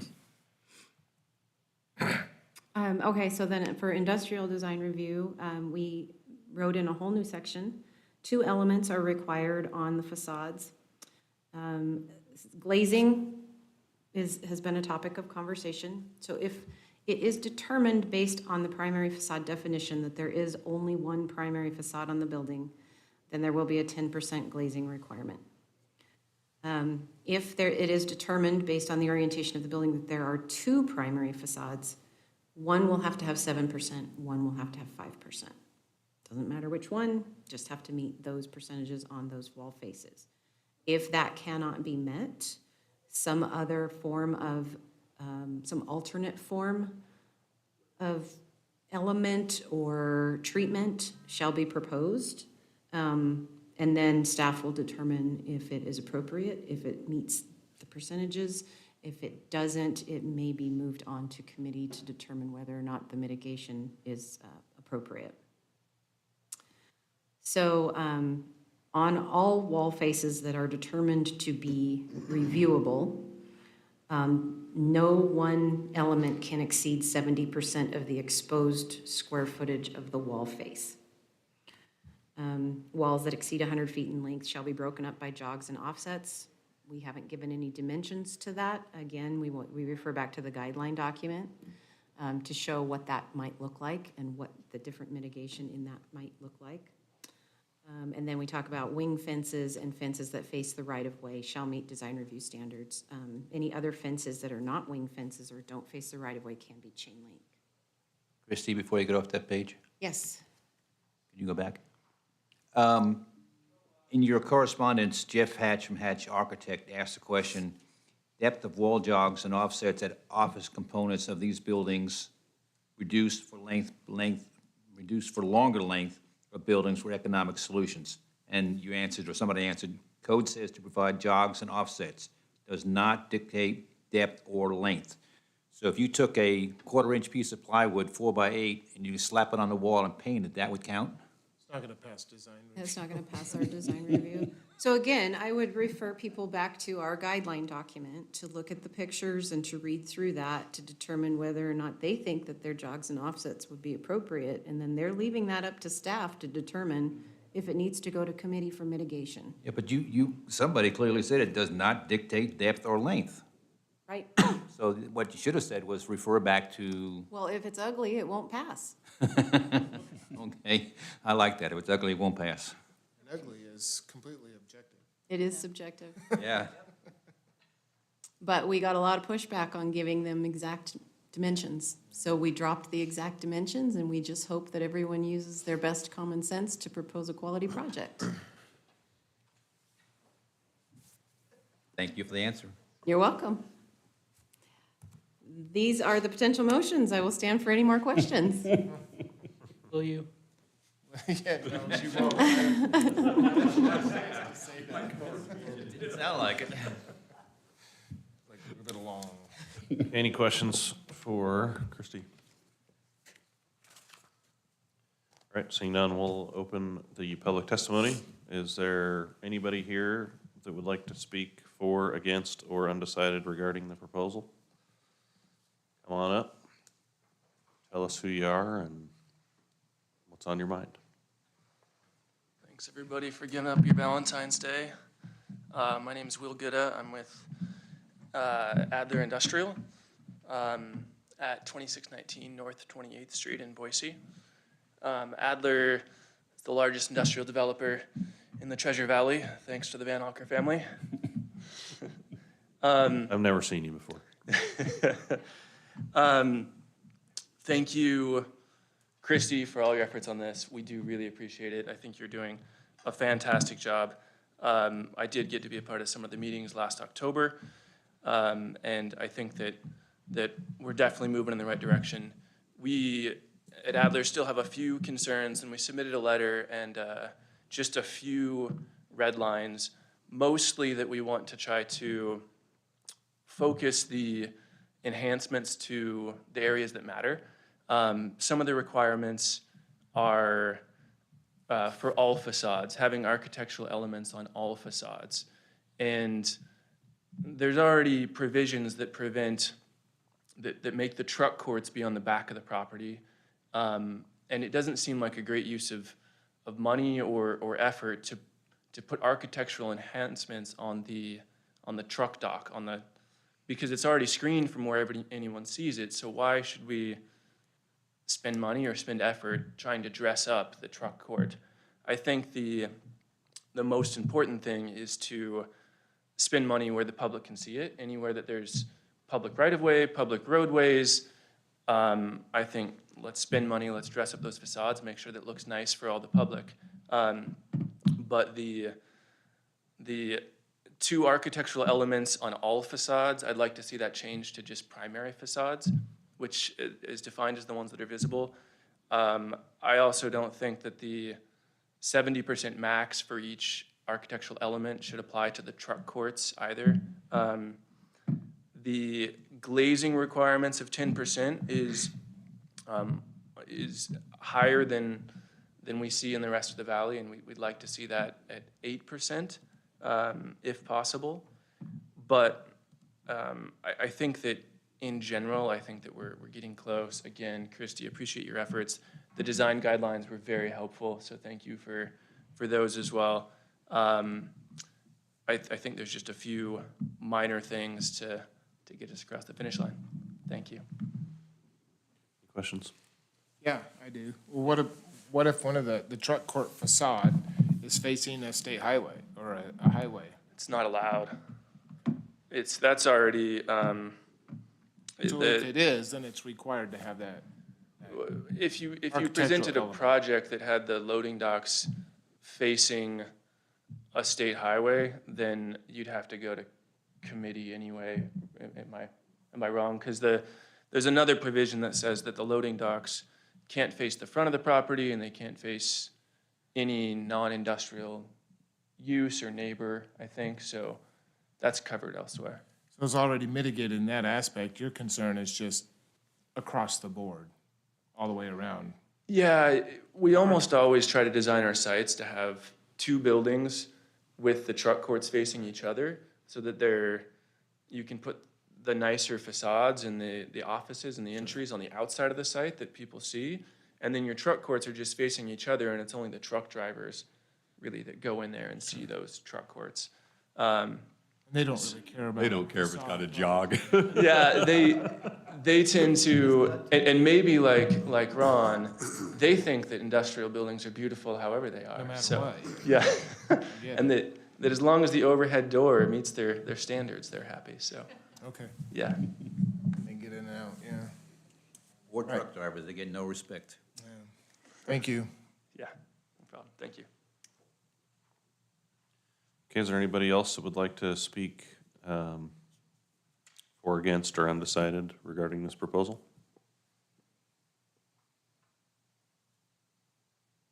Okay. Do you have questions for Christy? Do you want to say anything else? I just like a little bit of rebuttal on that. As he stated, anything that needs to be mitigated or waived to a certain extent or needs an exception can go to the committee for that request. So it's not like this is a firm line in the sand saying you shall provide these things. If you want to mitigate it, or you feel like you can't achieve it for some reason, you can take it to the committee, and the committee can say yes or no. What we're trying to do by keeping it at a staff level is to expedite it through the process a little bit faster so they can get on with their building permit. But if they want something that's outside of the code and they want to ask for an exception, they can take that exception to the committee. So there is a way. How much time are we talking if we go staff committee? We meet once a month, the third Monday of every month. So depending on when they turn it in, if they meet our cutoff date, they can make it to that meeting for that month. And then the other thing to kind of address the truck court situation, most of this language is a direction from city authority to make this happen. And the reason for the overhead door stipulation is specifically because of Fuller 84 off of Franklin Boulevard, or Franklin Road. Those truck courts are bigger than a football field, and you can see every single loading dock from Franklin Road. And we have gotten some comments from the powers that be about how that looks, and so that's why we have this requirement. Looks like economic activity, Okay? Exactly. but I'm an industrial guy. Perspective, I was gonna say, perspective. Yeah. And thanks for picking all of our buildings for the discouraged projects. by You're the way. welcome. Yeah, I did notice that. I can did notice sympathize with you on the jogs and the stuff on the truck docks, but Christie's being given a direction and she's kind of stuck with what she got. So I think that's our best option at this point. And, you know, if you can convince the powers to be, we can always change it. I think for now, we're kind of stuck with this one. And So, thank you, Commissioner Turner. I appreciate you saying that. This really is a bouncing off point, right? We are just trying to get something going. If we feel like something is being taken time and time again as an exception to the committee, and it looks like it's wasting time, we will definitely take that back through the process and look at changing it. But this is a starting point, and we absolutely can go back. Every 6 months, we do code changes, so we can certainly look at some of these elements if they're not working. I think the only other jurisdiction that close to us that doesn't have design guidelines for industrial is Caldwell, right? And CUNA, does CUNA have them? Haven't done anything. Yeah, they may now. But, no. Well, we didn't Public hearing's closed. Sorry. You can talk to us afterwards. We close public hearing? I don't think we have. Did we not close? I don't think you did. Still open. Oh. Yes, you may. Chair wasn't. I wasn't trying to be rude. No, it's okay. I don't know if you know who I am, but I came tonight because I'm writing a book review on a book about zoning, but I'm on the building design committee. We need your Our name and commission. address for the record, please. Megan Manlove, 1111 6 West Mission Point Drive. And I'm super excited about this. So I'm the only member from our commission here, and I just think this is good. And if you've never been to one of our meetings, it's just a great group of architects who really try to work with builders, I think. So Thanks. I'll make a motion to close public hearing. Second. Can we ask if there's anybody else? Yes, would anybody else like to speak? Oh. Okay. I did. Okay, it's been moved and seconded to close public hearing. All those in favor? Aye. Aye. Any opposed? Public hearing's closed. Jeff, you're on a roll. Keep it going. No, I like the changes, and I like the fact that there's a path if a developer doesn't agree with them. Yeah. And I I appreciate agree that. with the gentleman speaking, but I think Christie has a really good answer for it. Thank you. Sorry, Jeff. It's just adding. No, that's fine. I appreciate, plus there's always that opportunity every 6 months that if we need to change something, we can. So I like the flexibility of that. Yeah, I do too.